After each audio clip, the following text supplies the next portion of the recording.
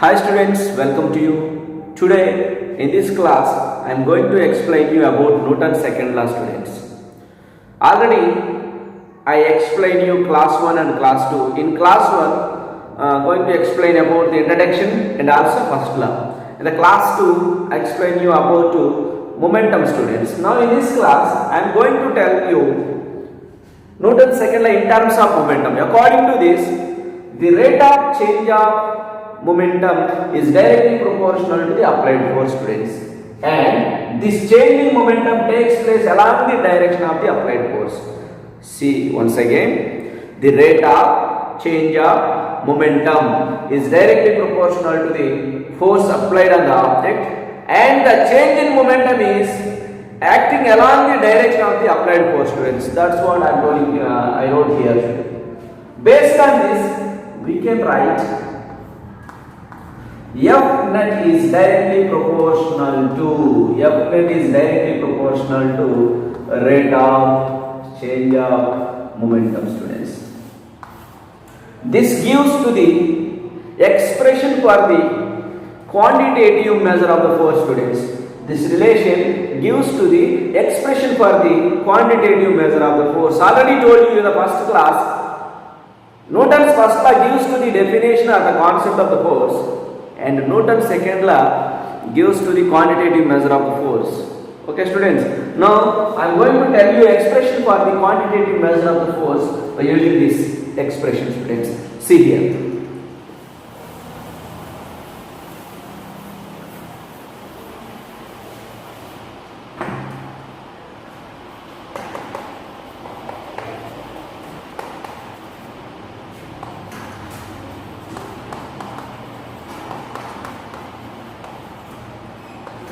Expression for the force F net is equal to ma, students.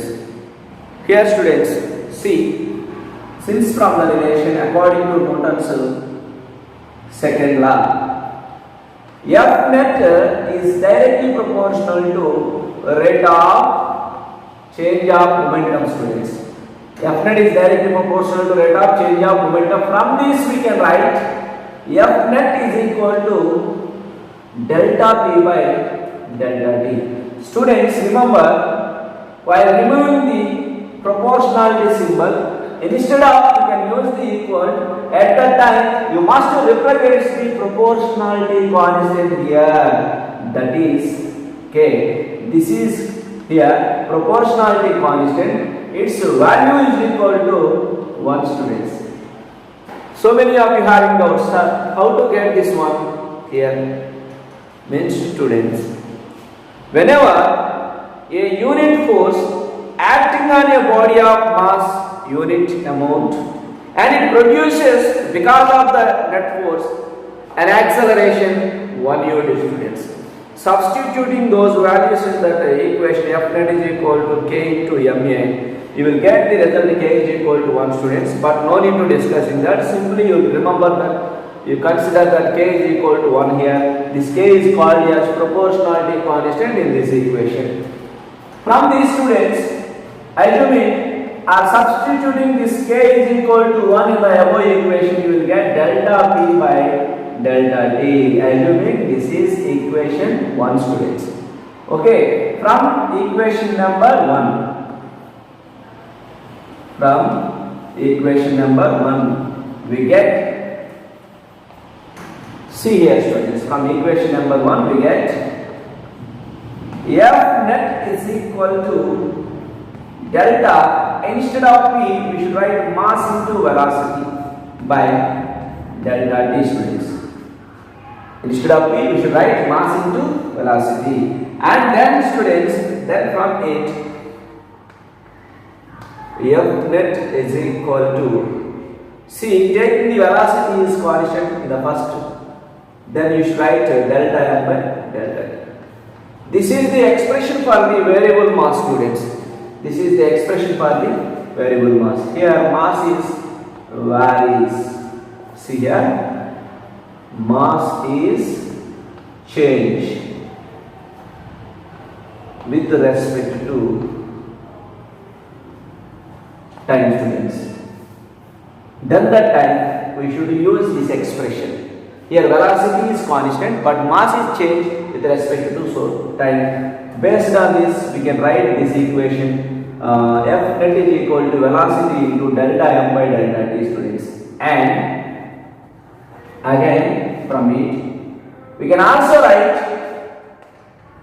F net is equal to here F net taking V is m is constant, that means m of delta V by delta t, students. See that properly, m of delta V by delta t. This term indicates that m into this is equal to rate of change of velocity. We already know that equations of motions. Rate of change of velocity is known as acceleration. So finally we get the equation for the force. F net is equal to m into a, where m is mass and a is acceleration, students. This equation is used to know whenever mass of the body changes with respect to the time, then that time we should use this one to find out the net force. Or if mass is constant, velocity is changed with respect to time, at that time we should use this relation, students. Here mass is constant.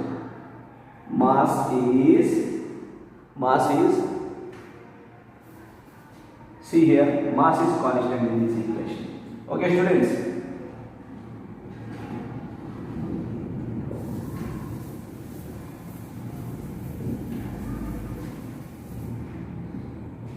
Students, force is a vector physical quantity. Force is a vector physical quantity. It is having both magnitude and direction, so that it is vector physical quantity, students. Units, students, then units. Already know that formula to find out the force F is equal to m into a, students. Based on this formula, we can write units. SI unit of force is, here using this formula, units of mass is kilograms, students, and acceleration is meter per second. So SI units of force is kilogram meter per seconds or kg meter per seconds. The term kg meter per second square is represented as Newton, students. So that SI units of the force is Newton or kilogram meter per second square. Whatever you do. And CGS units of the force. CGS unit of force is, here using this formula, CGS units of mass is gram, students, and acceleration is centimeter per second square. Here also we can represent the term gram centimeter per second square is represented as a dyne, students, so that CGS units of the force is gram centimeters per second square, which is also equal to dyne, students. These are the SI and the CGS units of the force, students. Okay, I hope you understand. Next, students, I am going to explain you relation between the CGS unit and the SI units of the force, students. Next, I am going to explain you relation between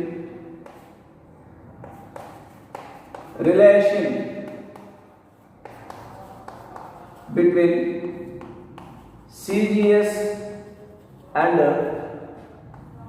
SI unit of force, students. CGS and SI units of force. We already know that, students. CGS units of the force is dyne and the SI units of the force is Newton. Since from those relations is 1 Newton is equal to, students, 1 Newton is equal to 1 kg into meter per second square. Already explained you just before now. Then from it 1 kg can be written as 1000 grams students. That means we should convert this kilograms into grams. That means SI system into CDI system. Then after meter, 1 meter is equal to 100 centimeters per second square students. Now we can write the numerical values separately. These are 1000 into 100, 1 lakh gram centimeter per second square students, which is equal to Newton.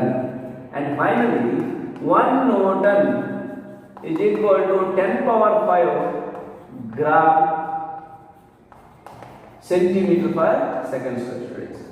1 Newton is equal to 10 power 5. Do you know students, gram centimeter per second square is the CGS students of the force, which is equal to dyne students. So instead of gram centimeter per second square, instead of this value, we can write dyne students. See, 1 Newton is equal to 10 power 5 dyne students. Then from it, then 1 dyne students is equal to, here simply you can write, you can transfer this 10 power plus 5 from right side of the equation to the left side. Then here you will get minus students, 10 power minus 5 newtons. See here, 1 dyne is equal to 1 dyne is equal to 10 power minus 5 newtons. 1 newton is equal to 10 power 5 dyne students. See once this.